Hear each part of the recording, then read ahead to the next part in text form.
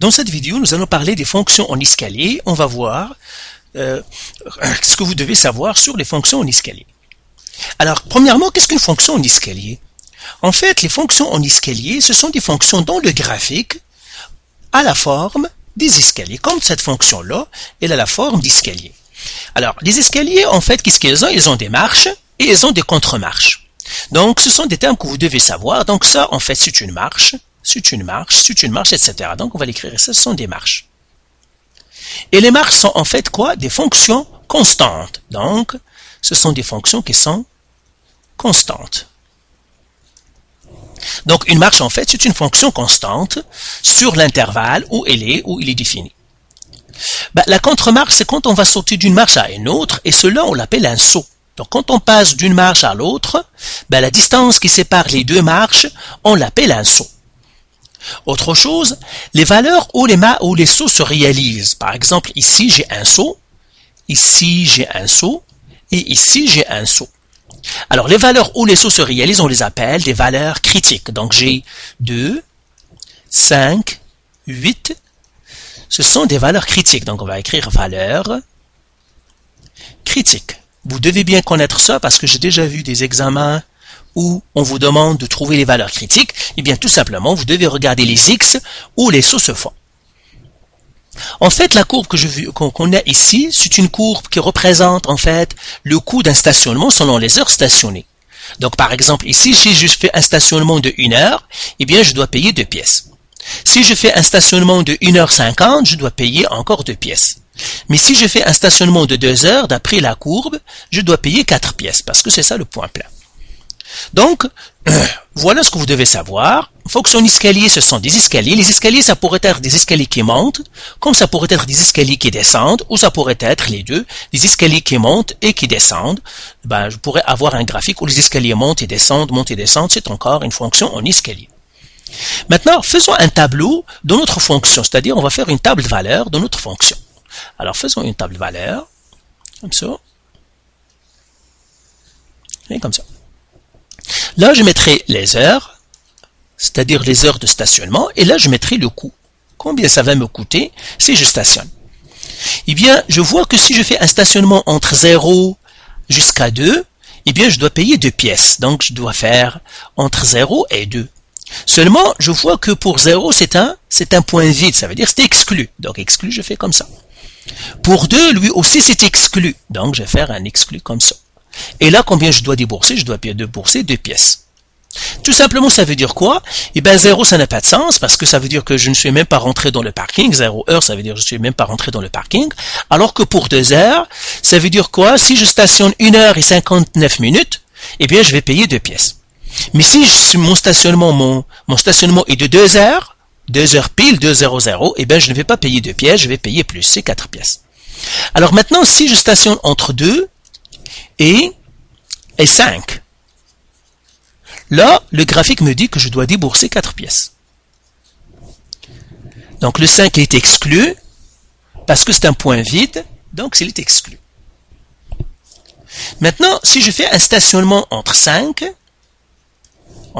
heures et 8 heures, ça veut dire j'ai stationné ma voiture toute la journée, eh bien, normalement, combien je dois me débourser? Je dois débourser, d'après ce qu'ils disent, je dois débourser 6 pièces. Donc, c'est $. Le 8 est exclu. Maintenant, si j'ai fait un stationnement plus que 8 heures, donc de 8 à plus l'infini, eh bien, je dois débourser 8 pièces. En fait, plus l'infini ici, c'est 24 heures, parce que sinon, on va retourner, le parking va vous dire de prendre votre voiture. Maintenant, la règle. Comment je trouve ça? C'est le tableau de la fonction en escalier. Je peux faire ça comme un tableau. Maintenant, comment je trouve la règle? La règle d'une fonction en escalier. Supposons que ma règle, fonction, ça s'appelle f. Eh bien, comment je vais trouver la règle? Eh bien, tout simplement, j'écris comme ça, f de x. Comme ça. Et je fais. Je dois faire toutes les marches. Donc, toujours selon les x de gauche à droite. Donc, la première marche, c'est 2. Donc, je vais faire 2 pour x supérieur à 0. Ça veut dire entre 0 et 2. Et puisque ce sont exclus, donc j'ai des supérieurs et supérieurs. Il n'y a pas d'égal. Maintenant, je vais débourser 4 pièces. La deuxième marche, c'est 4 pour x supérieur à 2 ou égal inférieur à 5. Pourquoi? Parce que si x est égal à 2 heures, si j'ai stationné 2 heures, je dois encore faire 4 pièces. Pourquoi? Parce que, et d'ailleurs dans la courbe, je vois que c'est un point qui est plein, qui est rempli. Ça veut dire qu'il est inclus.